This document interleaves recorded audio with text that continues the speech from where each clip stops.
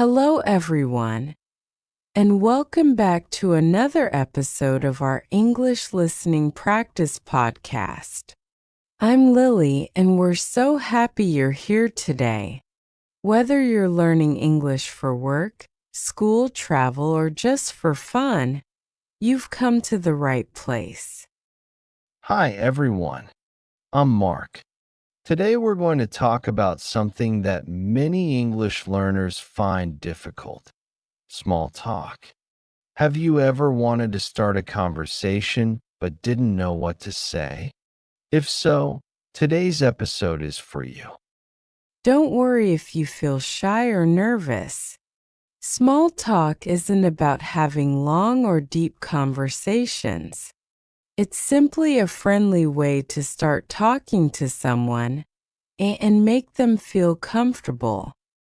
By the end of this episode, you'll learn useful questions, natural answers, and simple expressions that English speakers use every day.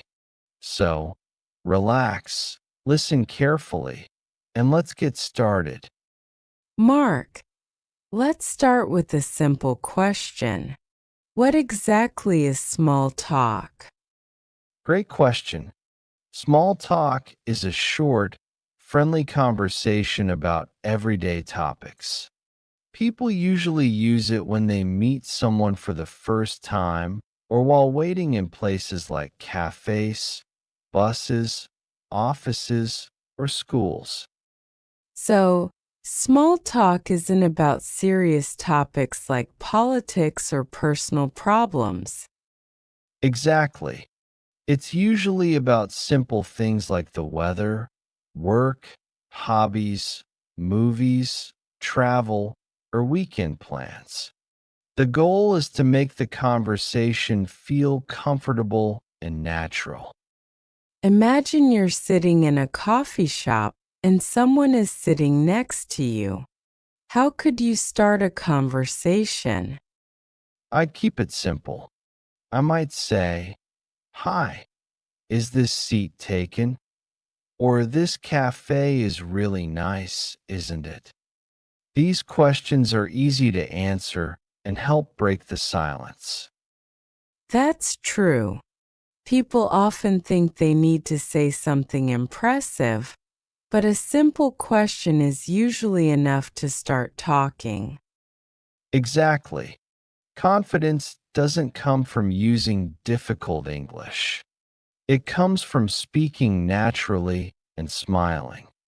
One of the easiest ways to start small talk is by talking about the weather. It might sound simple, but people do it all the time. You can say, "It's a beautiful day, isn't it?" That's true. If it's raining, you could say, "The weather is really rainy today." Or if it's very hot, you might say, "I can't believe how hot it is today." These simple sentences help start a friendly conversation. And the other person can easily answer with something like, "Yes, it's beautiful," or "I hope it gets cooler later." Exactly. Small talk should feel easy and comfortable. You don't need difficult vocabulary to make a good impression. After talking about the weather, what can we ask next? A good question is, "What do you do?" If the person works, they'll probably tell you about their job. If they're a student, they'll tell you what they study. And after they answer, you can ask another simple question like, "Do you enjoy it?" Or, "How long have you been doing that?" Exactly. Showing interest keeps the conversation going. People enjoy talking to someone who listens carefully. Another great topic is hobbies.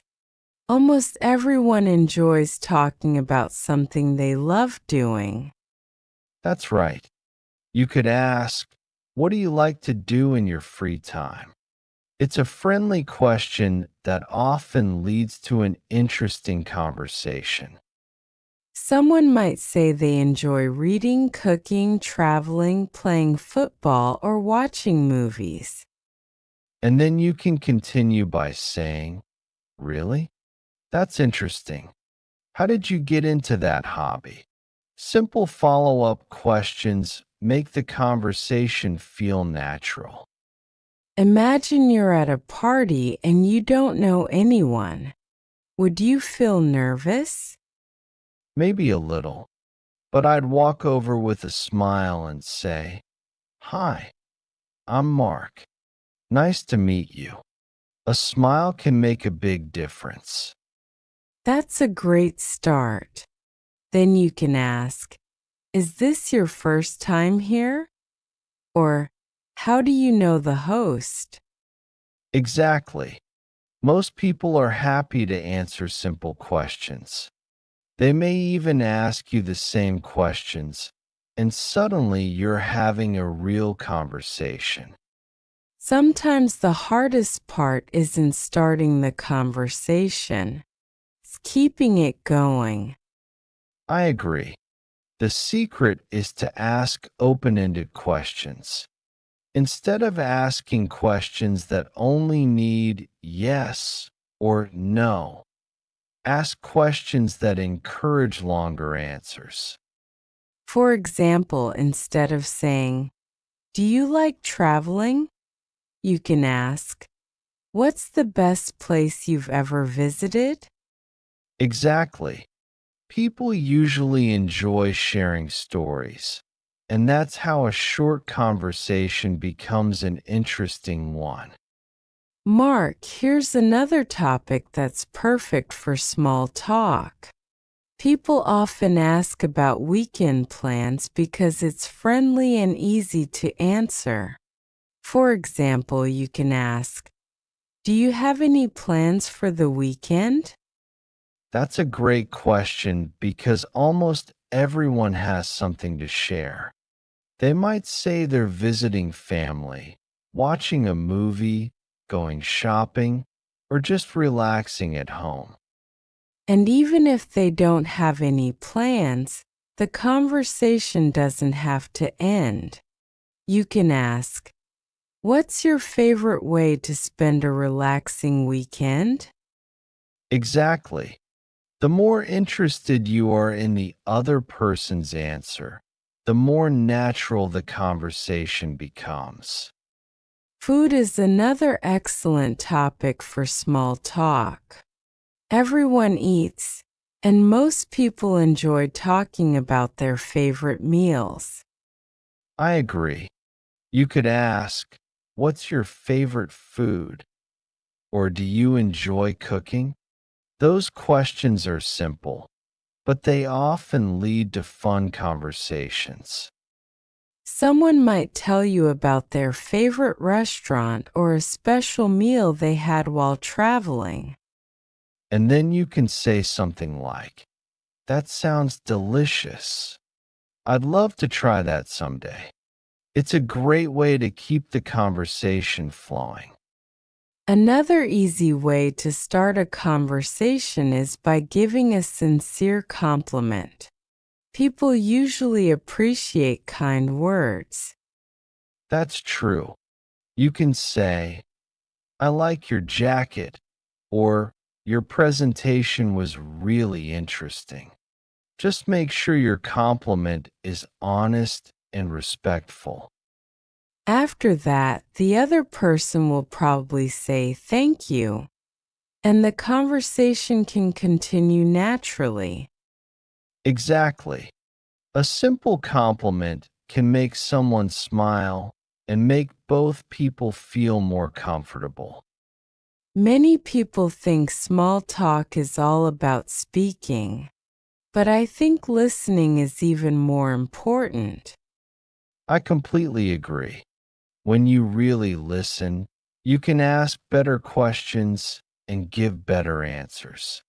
People enjoy talking to someone who pays attention. Instead of thinking about what you're going to say next, focus on what the other person is saying. That's the secret to becoming a great conversationalist. Good conversations happen when both people feel heard. Many English learners are afraid of making grammar mistakes when they speak. I understand that feeling, but remember this: making mistakes is part of learning. Even native speakers make mistakes sometimes. The most important thing is to communicate. If people understand your message, you're already doing a great job. Exactly. Every conversation makes you a little more confident than the last one. The more you practice, the more natural your English will become. Mark, another great topic for small talk is asking someone where they're from. People usually enjoy talking about their hometown because it brings back many memories. That's true. You can ask, "Where are you from?" or "What's your hometown like?" These questions are simple, friendly, and easy to answer. If someone asks me that question, I'd say, I'm from a small town. It's quiet, friendly, and the people are very welcoming. And then you can continue by asking, "What's the best thing about living there?" That's how you keep the conversation interesting. Many people love traveling, so it's another perfect topic for small talk. You can ask, have you traveled anywhere recently? Exactly. If they say yes, you can ask, "Which place did you enjoy the most?" Or "What was your favorite part of the trip?" Even if they haven't traveled recently, you can ask, which country would you like to visit one day?